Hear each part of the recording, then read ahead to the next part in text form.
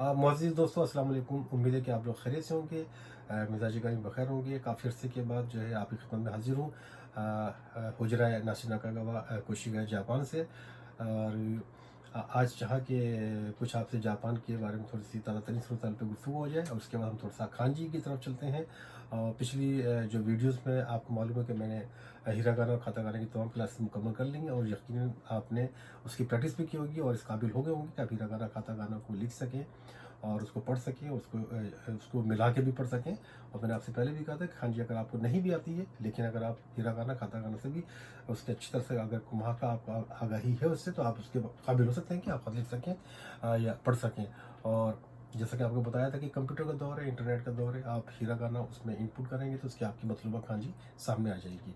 तो सबसे पहले मैं आपको बताता चलूँगा जापान की तरफ से सूरत ये है कि पिछले हफ्ते यहाँ के वज़ीर आज़म आबे शिंजो साहब ने, जो कि उनकी उम्र 65 साल है, वो जापान की तारीख में तवील तरीन मुद्दत तक यानी 7 साल 8 महीने तकरीबन जो है वो वज़ीर आज़म रहने वाले के रिकॉर्ड रखते हैं। और दूसरी उनका जो एजाज़ ये है कि जंग अज़ीम दोम के बाद पैदा होने वाला कोई भी जैपनीज़ जो है वो वज़ीर आज़म बनने का भी एजाज़ भी इन्हीं को हासिल है, और सबसे कम उम्र तरीन वज़ीर आज़म भी यही बने थे। इससे पहले भी ये बन चुके हैं जब इनकी उम्र 52 साल थी, लेकिन उस वक्त भी ये अपनी बीमारी की वजह से दस्तबरदार हो गए थे, मुस्तफ़ी हो गए थे, लेकिन उसके बाद दोबारा ये मुंतखब हुए। और जापान की जो बरसर इक़्तिदार पार्टी है वो एलडीपी है, लिबरल डेमोक्रेटिक पार्टी, और उसका जो सरबराह जो होता है वही जो पार्टी का सरबराह होता है वही प्राइम मिनिस्टर जो है मुंतखब होता है। ज़्यादा जापान में और 2-3 दूसरी जो हिज़्ब इख्तिलाफ की पार्टियाँ हैं वो भी हैं, कभी कभी वो भी बरसर इक़्तिदार आ जाती हैं। लेकिन अमूमन जो है मैं ये देख रहा हूँ जब से मैं जापान आया हूँ, बल्कि तारीख में जापान की सबसे ज़्यादा जो बरसर इक़्तिदार पार्टी रही है वो लिबरल डेमोक्रेटिक पार्टी ही रही है। और उसके सरबराह जो है इस वक्त आबे शिंजो साहब है। आबे शिंजो साहब का जो घराना, जो सियासी घराना है, इनके नाना भी आज से 50-60 साल पहले जो है वो प्राइम मिनिस्टर रह चुके हैं, और इनके वालिद साहब जो हैं वो वज़ीर ख़ारजा भी रह चुके हैं। अभी इनकी जो मुद्दत थी इसकी, इनकी प्राइम मिनिस्टरशिप की, अभी 2-3 महीने बाकी थी। लेकिन उन्होंने कहा है कि मुझे कुछ ऐसी बीमारी है जो कि दायमी बीमारी होती है, पेट की, अल्सर समझ लें, कोई ऐसी पेट की बीमारी है कि जिसकी वजह से वो, उन्होंने कहा कि मैं अपनी फ़राइज़ मनसबी जो है उसको अच्छी तरीके से निभा नहीं सकूँगा, लिहाजा उन्होंने इस्तीफ़ा देने का ऐलान कर दिया है, और उनका इस्तीफ़ा मंजूर भी हो गया। लेकिन उन्होंने ये भी कहा है कि जब तक कि अगला प्राइम मिनिस्टर का इंतखाब नहीं हो जाता, वो अपनी ज़िम्मेदारियाँ इसी तरह निभाते रहेंगे। लिहाजा अगले प्राइम मिनिस्टर के लिए सबसे पहले इनकी पार्टी में इंतखाबात होंगे।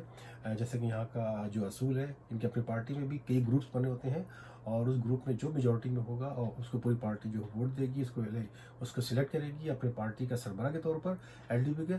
जब सरबराह के तौर पर उसको मुंतखब कर लेंगे, तो फिर वही बकिया मुद्दत जो है आबे शिंजो की वो पूरी करेंगे अगले इलेक्शन की होने तक। तो ये तो ताज़ा तरीन सूरत हाल थी, और इस महीने की 14 तारीख को ये उनके पार्टी के अपने इलेक्शन होने वाले हैं, और उसके बाद अगला प्राइम मिनिस्टर का इंतखाब कब होता है ये बाद में पता चलेगा। तो आजकल जापान में गर्मी का जोर टूट चुका है, और कोरोना भी है, उसके कोरोना से मुतासिर जो लोग हैं उनकी तादाद बहुत कम नज़र आ रही है, सामने आ रही है। और जापान का जो दारुल हुकूमत जो है वहाँ पर उसकी तादाद बतदरीज कम नज़र होती आ रही है, और लिहाजा लेकिन अभी इंटरनेशनल फ़्लाइट्स हैं हमारे जो, उस पर इतनी फ्रिक्वेंट जो नहीं है फ़्लाइटें दूसरे ममालिक के लिए, लेकिन मामूलाती ज़िंदगी जो है बहाल होते हुए नज़र आ रहे हैं। तो आज हम चलते हैं अपने खांजी की तरफ। तो खांजी के लिए मैं आपको सबसे पहले बताता चलूँ कि कई लोगों को ये कन्फ्यूजन होती है कि खांजी जो है उसका पढ़ने का स्टाइल मुख्तलिफ होता है, लिखने का मुख्तलिफ होता है, और एक खांजी का वर्ड है उसको कई बार पढ़ा जाता है, कई मुख्तलिफ उसमें पढ़ा जाता है। लेकिन ये बात बिल्कुल वाज़ेह है, एक लफ्ज़ को पढ़ने का उसका असलूब मुख्तलिफ हो सकता है, लेकिन उसके पस मंज़र उसके मायने एक ही होते हैं। तो लिहाजा जापान में जो खांजी पढ़ी जाती है उसको दो तरह से कहते हैं। एक कहते हैं खुनजोमी, खुनजोमी, एक होती है ओनजोमी। ओनजोमी का मतलब होता है, जब मैं आपको थोड़ा सा लिख के बताऊँ मैं, ओनजोमी का मतलब ये होता है कि ये खांजी जिस तरह के चाइना से आई थी आज से हज़ारों साल पहले है, तो जैपनीज़ ने जिस तरह वो खांजी जो आवाज़ उनको उनके कानों में पड़ी शुरू में, और जो उन्होंने महसूस किया इसका ये आवाज़ आती है, तो उस तलफ़ुज़ को ओनयोमी कहा जाता है। ओनयोमी, ओनयोमी, ठीक है। तो ओनयोमी हम पहले खुनयोमी कहते हैं, सॉरी ओनयोमी, ठीक है। ओन, ये हम इसको खातागारा में लिखेंगे ओन योमी। ओनजोमी, ओनजोमी का मतलब होता है कि वो सेम वही तलफ़ुज़ जो कि जैपनीज़ ने चाइनीज़ से उस ज़माने में सुना होगा, जो उन्होंने समझा, उसको कहते हैं ओनजोमी। ओन का मतलब होता है साउंड, आवाज़, यानी कि, और योमी कहते हैं पढ़ने को, रीडिंग को, यानी कि वो रीडिंग जो कि उनको सुनने में आई उन्होंने उसी तरह उसको रखा, उसको ये कहते हैं ओन योमी। और दूसरा होता है ओन योमी की खांजी। खांजी थोड़ी सी मुश्किल है। ओन योमी की मिसाल ये है ओन, और योमी की खांजी ये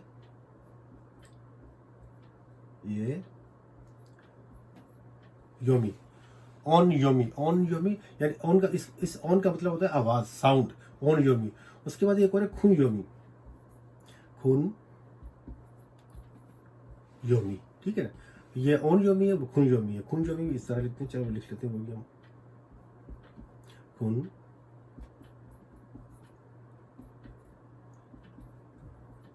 योमी। योमी का मतलब रीडिंग है। और खुन योमी का मतलब कि प्रैक्टिस करते हुए रीडिंग करना, रीडिंग की प्रैक्टिस, या ये समझ लो कुछ ना।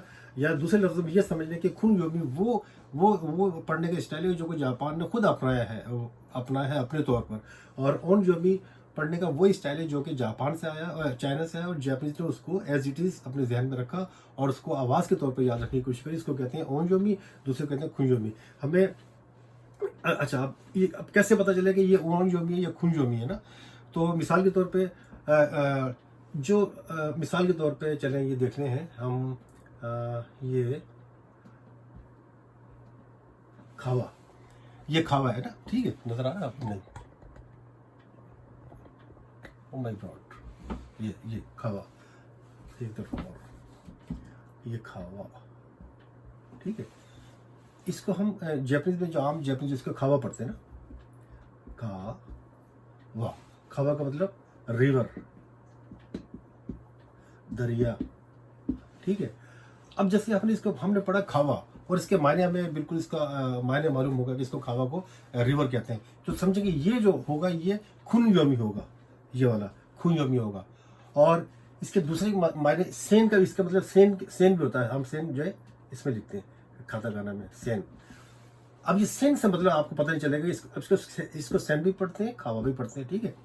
लेकिन सेन जब हम पढ़ेंगे तो उसका मतलब वाज़ेह नहीं हो रहा, जिसका मतलब कि वो ओन योमी हुआ, यानी कि चाइना का एक तलफ़ुज़ है, उसी के मुताबिक वो हुआ।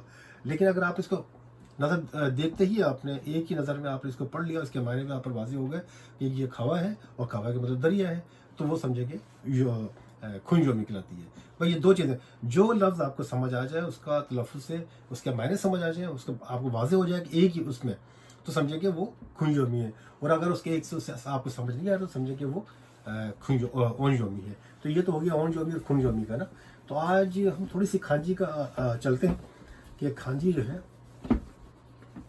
खांजी में आपको पहले ही बता चुका हूँ कि खांजी में स्ट्रोक्स होते हैं, कहाँ से स्टार्ट करनी है, कहाँ से ख़त्म करनी है।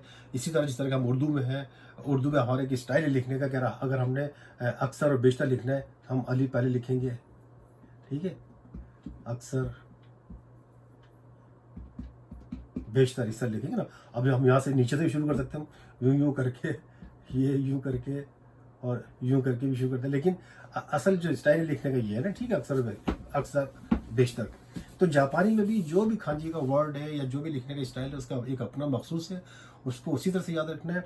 और दूसरी बात एक और बताता चलूँ कि जापान में अमूमन जो जापान के बारे में लोग कहते हैं कि खांजी जो है वो शक्लों से आई है, उसकी शक्लों की वजाहत से ही उसको समझ सकते हैं या उसकी शक्लों को याद रखना होगा। तो बहरहाल ठीक है, बात ये बिल्कुल सही है। मिसाल के तौर पर हाथ है, हाथ की खांजी जो है ये है, इसको कहते हैं थे ना, थे यानी कि हैंड, हाथ। अब ये कहेंगे ये थे कैसे, इसका मतलब थे हाथ कैसे नजर आ रहा है। तो अब मुझे चूंकि उसमें ड्राइंग में इतनी दिलचस्पी नहीं है, जैसे उंगलियां नहीं होती इंसान की, ये उंगलियां होती है और ये हथेली है, तो इस तरह ये तो ये हाथ के जरिए ऐसा आया होगा ये कि भाई ये इसको फिर घुमा के इसमें यूं कर दिया और ये ऐसे कर दिया, तो भैया हाथ की शक्ल बन गई, वो हो गया। तो बहरहाल मैं इन चक्रों में नहीं पढ़ना चाहता मैं, और मैं दरअसल मैं चाहता हूँ कि हमें जो भी खांची इस वक्त हमारे सामने है, जो मौजूदा शक्ल में खांची है, हम उसको याद रखनी चाहिए। हमें जिस तरह के अंग्रेजी का हम स्पेलिंग याद रखते हैं या उर्दू के हिज्जे हम याद रखते हैं, इसी तरह हमें चाहिए कि जो खांची जिस तरह आ रही है उसको याद रखें। तो उसके ऑन योमी और खुन योमी याद रखने की भी जरूरत नहीं है आपको। लेकिन अगर वो आपने बड़ा टेस्ट देना है, अब मैंने चूंकि आपसे पहले ही कहा है कि मैं उन दोस्तों के लिए खांजी पढ़ाना स्टार्ट किया मैंने जापानीज, जो कि हमारे जापान में रहते हैं और जो कि ऑलरेडी जापानीज बोलना और समझते हैं, बड़ी ज़बरदस्त तरीके से बोलते हैं, लेकिन उनको लिखना पढ़ना नहीं आती है, उन लोगों के लिए मैंने स्टार्ट किया। मेरे पढ़ाने का मकसद को किसी को N1 N2 N3 या वो खांजी के टेस्ट दिलाना या इंटरप्रेटिंग का कोर्स करवाना, ये वो मेरा मकसद नहीं है। और ना ही मेरा कोई ग्रामर से कोई ज़्यादा वो होगा कि आपको ग्रामर के बुम्पो जो है आपको बताई जाए, बेसिक बताया जाए कि ये कैसे स्टार्ट होता है कैसे नहीं होता है। मैं सिर्फ मोटी मोटी चीज़ें बताना चाहता हूँ ताकि हमारे दोस्तों को इससे आगाही आ सके और जो कम से कम इस काबिल हो सके कि वो अपने एड्रेसेस, अपने फैमिली के नाम, जगहों के नाम, जापान के सूबों के नाम, शहरों के नाम और छोटी मोटी गुफ्तगू जो है उसके अंदर जो इस्तेमाल होती है खांजी, वो सीख सकें। लिहाजा तो मैं ये चाहूँगा कि आज से हम खांजी जो है, खांजी के लिए हम यहाँ से स्टार्ट करते हैं यामा से। ठीक है, यामा कैसे लिखते हैं? अच्छा देखिए, जापान में खांजी में क्या है कि ऊपर से नीचे आता है। ठीक है, ऊपर से नीचे और लेफ्ट से राइट, और ऊपर से नीचे कभी कभी आता है, वो बात हम बताएंगे, उसमें एक दो अल्फाज हैं जो कि ऊपर से भी आते हैं, लेकिन अमूमन याद रखिए कि ऊपर से नीचे और लेफ्ट से राइट स्टार्ट होता है इसका लिखना, है ना। अब ये हमने यामा लिखा है तो हमने पहले एक लकीर लगाई सीधी, ठीक है, यहाँ पर आके रुके। ठीक है, उसके बाद ये एक, ये दो और ये तीन, यामा। और यहाँ इसमें स्ट्रोक्स होते हैं हर एक में। ये देखें, एक स्ट्रोक था, ये यहाँ से हम ला के लाए, यहाँ पे रोका इसको हमने ना, ये दूसरा स्ट्रोक हो गया, और फिर यहाँ से हमने ये किया, ये तीसरा स्ट्रोक हो गया। आपको आपसे पूछे यामा में कितने स्ट्रोक होते हैं, तो आपको इस तरह लिख के बताना पड़ेगा, और इसकी तरतीब जिस तरह मैंने लिखी है उसी तरह लिखनी है आपने। अगर हम दूसरी तरतीब से लिखेंगे तो गलत हो जाएगा, देखने वाले को पता चल जाएगा कि मैंने इसने प्रैक्टिस नहीं की है, ये सिर्फ इसको देख के इसने याद किया। तो हमें याद रखने के लिए उसके जो स्ट्रोक्स हैं, इसके 3 स्ट्रोक्स हैं, हमने कैसे लिखना है, यामा ऐसे, यामा। ठीक है, या निकल भी जाए कोई मसला नहीं है, ना भी निकले कोई मसला नहीं है, यामा यामा यामा। ठीक है, ये हिरागाना में, और ये हमारे जो रोमन में लिखा है यामा। ठीक है, यामा मतलब पहाड़, पहाड़ मतलब माउंटेन, पहाड़, पहाड़ी, माउंटेन। ठीक है, इसको यामा कहते हैं। अब इसमें भी और योमी खुन योमी होती है, हम उसके चक्कर में पढ़ने की जरूरत नहीं है। अगर हम इसको देखें, हमने यामा पढ़ लिया, यामा का मतलब हमें पता चलता है कि पहाड़ को कहते हैं। और इसको यामा के अलावा इसको अगर खांजी में अगर पढ़े तो उसको सा भी कहते हैं, इसको ना, सा सा सा सा का मतलब भी यामा ही होता है। लेकिन जब किसी के साथ पढ़ते हैं, जैसे फूजी सा है जापान की, फूजी सा, तो वहाँ पर फूजी यामा नहीं पढ़ते, फूजी सा पढ़ते हैं। तो जहाँ पर आपको लफ्ज़ उसके मायने समझ आ जाए, यामा समझें कि वो खुयोमी है, और जहाँ सा पढ़ेंगे समझें कि वो ओयोमी इसकी है। तो हमने यामा इस तरह लिखा, और इसके बाद आ जाए यामा, चले खावा, खावा 1 2 3। ठीक है, खावा, खावा, खावा, खावा, खावा का मतलब रिवर, रिवर, दरिया। जैसे मेरे नाम में नाका गावा है ना, नाका गावा, नाका गावा, नाका गावा का मतलब हो गया दरिया, नाका का मतलब होता है दरमियान, सेंटर, मरकज, यानी दूसरे लफ्ज आप कह सकते हैं सेंट्रल रिवर या मरकजी दरिया। और खावा किस तरह लिखा, 3 लाइनें हैं, एक लाइन इस तरह थोड़ी तिरछी, फिर दरमियान में छोटी, यहाँ बड़ी, ये खावा, खावा या दरिया। आप देख रहे हैं शक्ल से भी जारी, उस जमाने में उन्होंने शक्लों से ही खांची बनाई है। ये दरिया के आपको नजर आ रहा है ना, दरिया इस तरह चल रहा होता है, इस तरह। तो इस तरह करते करते इसकी शक्ल जो आज मौजूदा दौर में ये शक्ल बन गई इसकी ना। और बाद और जल्दी में भी लिखते हैं तो इस तरह लिख देते हैं, खावा समझ आता है, नाका, नाका इस तरह लिखे, 1 2 3, और ये नाका 1 2 3, नाका गावा। इसमें कितने स्ट्रोक है नाका में, 1 2 3 4। ठीक है, ये स्ट्रोक्स हैं इसके अंदर। तो आज हमने क्या पढ़ा, पहले यामा, और उसके बाद खावा और नाका, यामा, खावा, नाका। एक और हमने पढ़ लिया थे देखिए, थे का जो ऊपर से ये राइट से लेफ्ट तरफ पे आया है ना, तो ये बाज़ का ऐसा भी होता है। ठीक है, 1 2 3, और यहाँ लाके ऐसे थे, लाके तो थोड़ा छोड़ थे, यानी कि यामा, यामा, खावा, खावा, और ये नाका, नाका, और ये थे। ठीक है। अच्छा, जापान में यामा खावा नाम भी होते हैं, यामा खावा सा किसी को बोलते हैं ना, यामा खावा। ठीक है, जैसे मेरा नाम नाका गावा, आप ये मिला के, यानी ये 3 अल्फाज आज आपने सीखे हैं, यामा खावा नाका थे, और इसमें मेरा नाम भी जो है शामिल हो गया, नाका गावा और यामा खावा।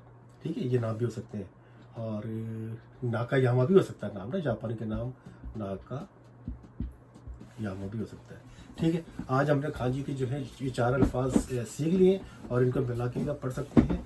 और इसके अलावा मैं थोड़ा सा, आज भी टाइम हो जाता है, मैं बताऊं कि ये जितने अल्फाज आपने सीखे हैं, अगर ये 4 सीख लिया आपने, 4 आपको खुद ब खुद आ जाएंगे।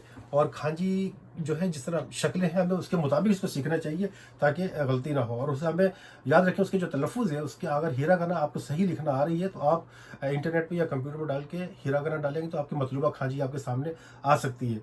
और लिहाजा अगर आपने हीरागाना ही आपने सही से नहीं सीखी, खातागाना सही से आपने नहीं सीखी, आप उसमें इनपुट भी करेंगे, जहाँ पर आप आ की जगह ऊ लगा देंगे, ओ की जगह यू लगा देंगे, तो खांजी उसकी दूसरी आ जाएगी, और वो आपका मकसद हासिल नहीं होगा, और आप गलती कर बैठेंगे। ठीक है, तो आज मुझे इजाज़त दीजिएगा, इंशाल्लाह ताला फिर अगली वीडियो में हाजिर होंगे। आज मुझे उम्मीद है कि 4-5 खांजी, और खांजी आपने ओंजोमी और खुंजोमी के बारे में थोड़ा सा सीख लिया होगा क्या होती है। तो मिलते हैं एक ब्रेक के बाद, रहिए हमारे साथ। अस्सलाम वालेकुम।